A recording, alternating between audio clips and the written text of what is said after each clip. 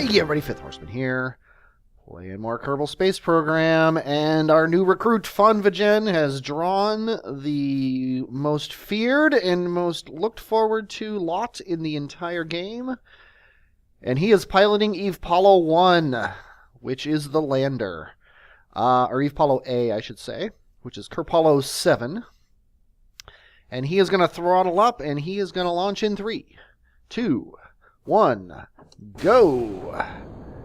And it's a little light on the thrust to weight, and he did not turn on his computer. Well, he's a new guy. What do you want? It's a little light on the thrust to weight, but it should have enough oomph to get up into Kerbin orbit. It's got well over 5,000 delta V in it. So we're just going to let this thing go up. It's going to be kind of a boring launch, and it's apparently going to take a lot of my concentration. So I'll tell you what, when I'm going to save the explanation of what everything does for when we are, once we've linked this to Evepollo B. So I'll be back when we're launching Evepollo B. Actually, I'll be back when we're putting this thing into orbit. Okay, we're in orbit. It's kind of a crappy 90 by 78 orbit, but hey, these, like I've said before, these engines are really hard to control. I'm going to leave these guys connected. This is a single-staged orbit, as many ships are these days with the new parts. But I'm going to leave them connected because if you look here, I've got 2 docking ports here, and my other ship might run out of fuel, and I'm going to actually use the fuel in this thing to fill up my other ship. If not, it's got a probe core on it, and I can send this thing back down into the atmosphere. But I will happily leave it in space if I so need to. So let's head back to the launch pad and get to the other ship. Okay, and this ship is much easier than the first one, but we're still going to crank it up, and in 3, 2, 1, launch. And it's me at the controls of this one. This one's got a lot more oomph off the pad here, so I'm going to have to watch the atmospheric efficiency as we climb. Other than that, though, it's a very normal launch, and it's boring, and I'm not going to put you through it, and I will once again see you in orbit. Okie doke. We are in orbit. It's even worse than the other orbit. It's 97 by 70. But what are you going to do? There's our dregs of fuel left in this guy. So we are going to plan our connection with the other ship. And I figure we'll do it right here at the descending node. And we're just going to burn forward until... Yeah, see, this is... How expensive is this? Probably quite... Yeah, 300. Yeah, it's more delta V than is in this rocket. So you know what? I'm not going to do it. We're going to take a couple orbits. This guy's higher, so he's going to go slower.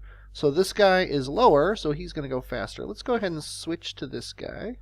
Okay, Evepollo A and Evepollo B. Now I'm going to go up to, say, 100 times. And Evepollo A should slowly get ahead of Evepollo B. I could probably do a little bit of a burn. Looks like they're pretty much in the same orbit. So I am going to do a little bit of a burn with Evepollo A, B, to speed it up a little bit. We don't have a lot of electric charge in these guys, but I do have enough to spin them around if I turn off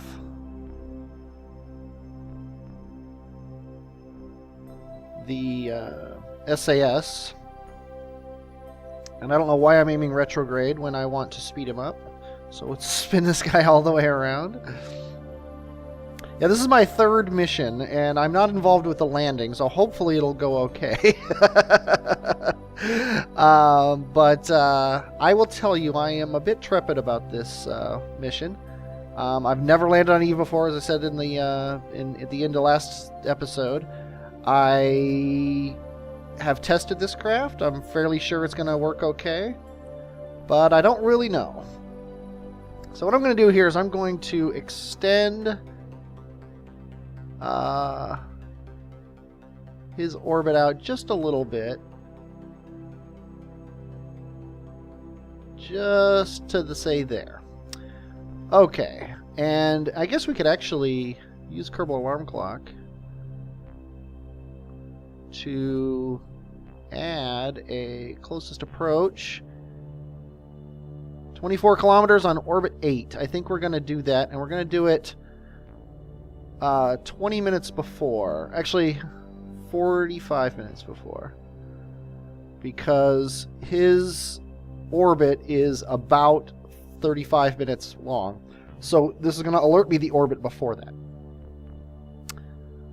So how fast can we can only go 50 times, so that's boring. So I'll be back when we're actually at this alarm. Okay, our ships are coming together. They are going to be a kilometer and some change apart here. I've set up an alarm. I am going to close that alarm.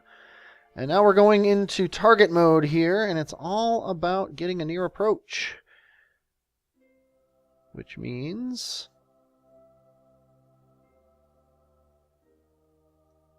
pushing my retrograde marker right on the target here. Let's actually find our target in the sky. It's below us. Oh, there it is. Hey, Evepollo A, we're coming. We've got just the dregs of fuel left in this thing, which is part of the plan. Don't want to waste fuel. But, yeah, we're slowly coming in here. We're about to enter the physics window, which should give us a good pause. Right there. And, oh, I was like, it killed Kerbal Engineer.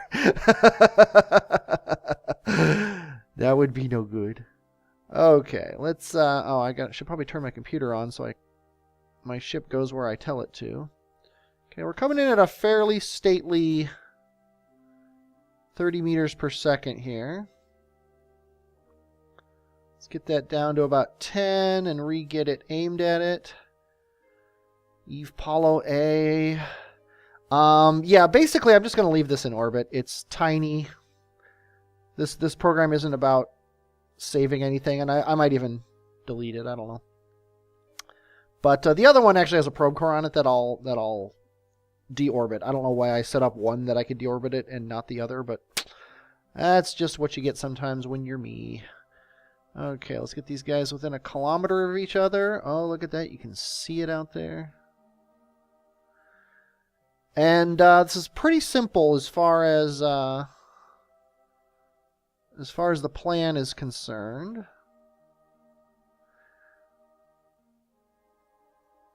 Yeah, see, if I was good enough, I would get this thing burning, and actually I might. Let's try it here. Let's hit F5. Because this thing's aimed retrograde. So if we just fire the engine just a little bit, and then stage this thing away.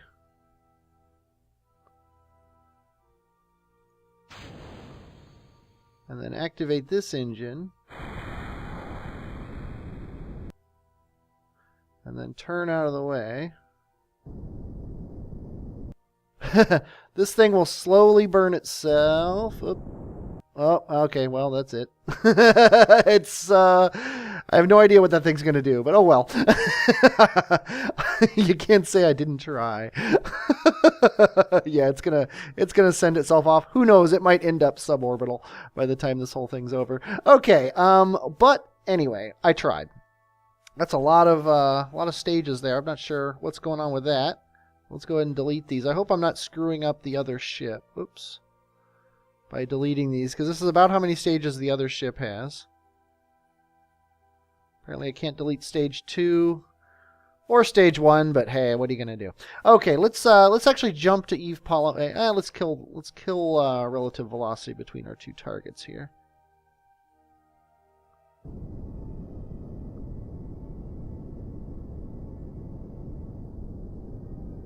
So they don't drift apart too much.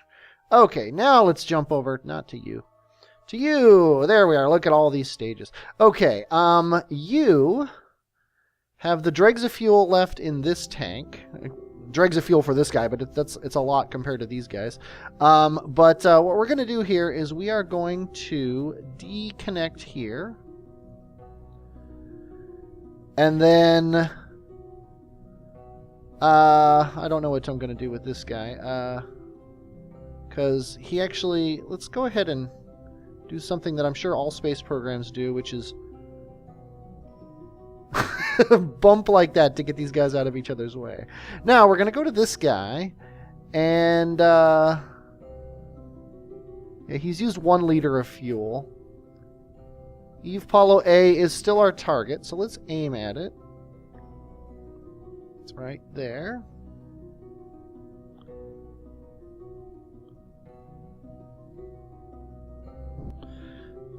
get a slightly forward motion going towards him. We also have RCS on this guy, so I'm actually going to use that RCS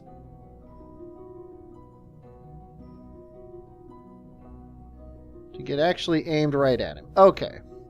Now, I don't know why I went to map mode, but we're going to go back to this guy. We're going to set Evepollo B as the target. We are going to control from this docking port here, because this is how we're going to connect these two guys together, is these two docking ports. And I have a docking port on this guy because I wanted the contingency plan for if this guy used a lot of gas to get here, he was going to fill up on that thing. But I think I'm not going to bother, considering he's only used a liter of fuel. If my margins are that low, I'm in trouble. So let's go ahead and thrust forward with the RCS a little bit. Get these guys coming at each other. Why? That's weird. Why don't I have... Oh, because I never set the target. There we go. Docking port alignment indicator. I don't know why I care whether or not it's aligned correctly, but I do.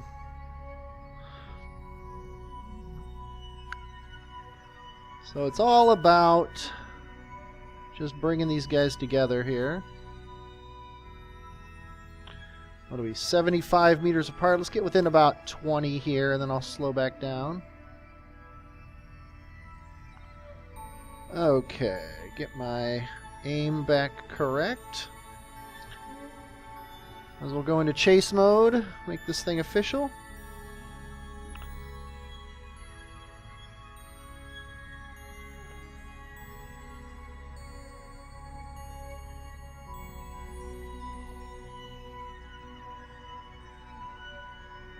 Pretty simple docking.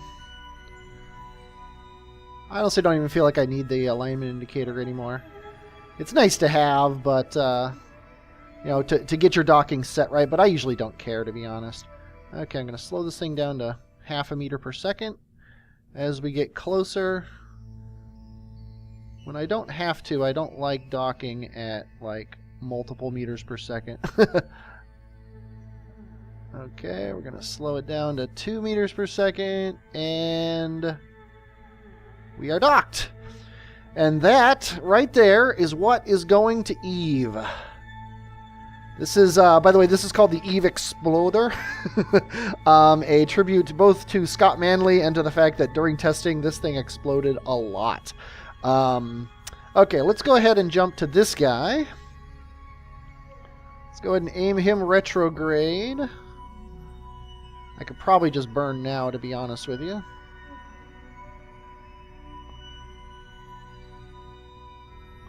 So we're just going to burn away all his fuel. And he'll crash back down into the ocean at some point. Okay, can we jump to the other ship from here? No, we can't. So where did that other ship end up going? Let's go ahead and set him as a target so we can see what his orbit looks like. And yeah, he's still he's still easily in orbit around the planet. We are gonna occasionally coming near contact to him, so I think when I get to my apoapsis here, I'm gonna raise my periapsis just to get them both. Well, that's weird. Apoapsis. Oh, I'm looking at the thing. Okay. I don't know what I'm doing. Okay. So I'm going to raise my periapsis up just a little bit. Get out of target mode, because I don't actually care about my target. I'm going to just raise my periapsis and my apoapsis so that they're roughly similar. And we're already having issues with the turning. I was afraid of that. I think it might be wise to... Let's time warp to stop this thing. Let's turn off... I'm going to disable torque in this guy and in this guy. Toggle torque. There we go.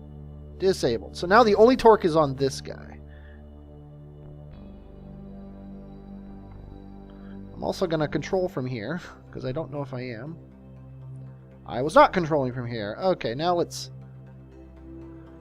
see if we got a little bit more. Yeah, it's a little bit easier to control now. A lot less wobble. Which I'm going to say is good. So we're going to aim ourselves around here. It almost feels like it's correcting itself and going faster and faster. I think it's just because it wasn't correcting itself. Let's go ahead and turn on SAS. Yeah, a little wobble, but not too bad. Okay, so now in 8 minutes, we are going to thrust forward. We're just going to get our orbit right around 10K on both sides. 90K, I guess, on both sides. And I'm going to bring the engine up. And good, we can run at full throttle. That's going to be important when it comes time to transfer to Eve. I'll tell you that much. Okay, so this is it. This guy, it says he has 275 meters per second. But I think that's because the staging here is all screwed up. What do we got here? Yeah, the staging is completely and utterly screwed up. I don't know what it's doing, what it's saying, but the first thing we're gonna do here, yeah, the first, yeah, oh, the parachutes are actually on an action group. So you know what? Yeah, this is completely wrong. I'm gonna fix the staging, and I will be back. I'm going to do the whole thing where I set up and figure out where Eve is and everything. And then I'm going to fix the staging, and then I'm going to come back and I'll tell you, finally, what I'm going to do with this crazy-looking craft. Okay, well, we have a maneuver. It is in a mere 23 days. Many, many orbits from now. Here's the problem. It is... it doesn't say it here because the game crashed, and I had to reload it, as happens very frequently, sadly. It's about 1,000 meters per second. And Kerbal Engineer is telling me I've got about 1,000 meters per second in the tank. That is just this tank. And it is... actually, it might actually be including these. It might think that crossfeed is enabled on these guys. It actually is enabled. Or maybe it's disabled on this guy. Yeah, it's disabled on this guy. So I think he doesn't have enough fuel to get to Eve. If I were to dump all this fuel into this tank as we're burning, it might get to Eve, but then I can't land. Because, you know, the way things work. So I think I'm going to... I don't know what I'm going to do. I think I'm going to launch a new transfer stage, maybe with 3 nuclear engines and 3 of these fuel tanks, or maybe even 6 of them. And HM and Funvigen are going to still be the ones going up. But basically, we're just going to send somebody up here to refuel them. So I think I'm going to do that in the next 23 days. I personally, though, have been playing this a long time. I'm very happy with getting this thing up and getting the maneuver node all set up and everything. But yeah, we need a resupply mission. So we're going to do that. I'm going to bring that up. And then this is, I don't know if this is just going to stay in orbit or if it's going to come back down. I think it's going to come back down. And I just realized I never put a decoupler here. So that's good too that I've realized that. So I'll fix that. So we're gonna have an Evepollo C coming up here as a different transfer stage. So either this is the end of the episode, or when I come back in a second, I will be doing that. Okay, here's the ship. Let's go ahead and get it started here. I should probably also control from here so that up is up. And we're going to launch in 3, 2, 1, go! Kind of slow off the pad, but not a big deal. Possibly could have strutted these solids to the side, but oh well. Yeah, so Nathan, who of course did the original Kerpollo mission, did the orbits around around Kerbin. He is the one going up to do the resupply. This is a completely untested ship. I just threw it together. I basically took the Evepollo C and or Evepollo B and flipped this thing over, tripled the number of engines and doubled the number of fuel tanks on each stack, and then launched it. So well, let's see what happens here. Getting a little close to overheating, but we seem to be doing okay. Yeah, I also doubled the number of fuel tanks here because we're lifting significantly more into orbit. I have a feeling I'm going to end up with tons more fuel than I need, but not a big deal. Normally in a space program, if I was doing it any other way, I would leave this in orbit if it has a bunch of fuel in it to be a refueling pad. However, one of the tenets of the Kerpollo program is every mission must be standalone, so you can't use anything from previous missions. Here we go. We're about to drop the solids here.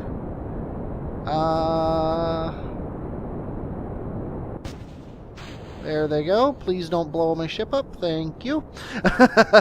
Okay, and this is now going to be a fairly standard, normal, boring launch into orbit. So I will be back when he's in orbit. Okay, we're in orbit. We have dregs of fuel here. Ignore this. This number doesn't actually mean anything because we are going to be dumping this tank. It's only got 184 meters per second left in it, so it's essentially useless. It doesn't have any purpose except for as space junk. So we're going to leave it here. We're going to leave it in space. I don't really care about it. And we've got a near approach in a day with our other space station, with our other ship. It's a 13 kilometer difference between the two. I guess it never shows it anymore. But I've set for 40 minutes beforehand, which is roughly one orbit, and I'm going to then use that to get it closer, because we're orbiting at 80 and it's orbiting at 90, so we're slowly catching up to it as time goes on. So I'm going to do that, get these guys all together, and I'll come back when they are together. Okay, this ship was so full of fail, I just deorbited it with full tanks, and I'm dumping nuclear engines, possibly in the Caribbean Ocean, possibly right back at KSC, actually. That's kind of funny. Yeah, Nathan, sorry, your ship was kind of garbage. It had no solar panels, and I had forgotten that I wanted to put science modules on this thing as well, so I forgot the science modules again. I forgot the science modules that I forgot to put on the first time.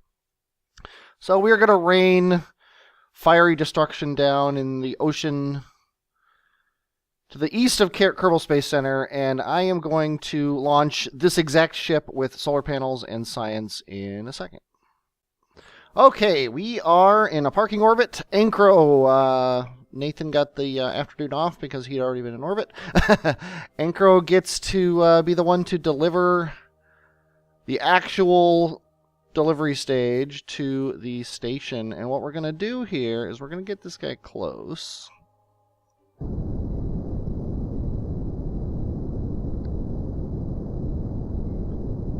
And we've used a decent amount of fuel. Enough that I'm going to actually fuel this guy up when we get there.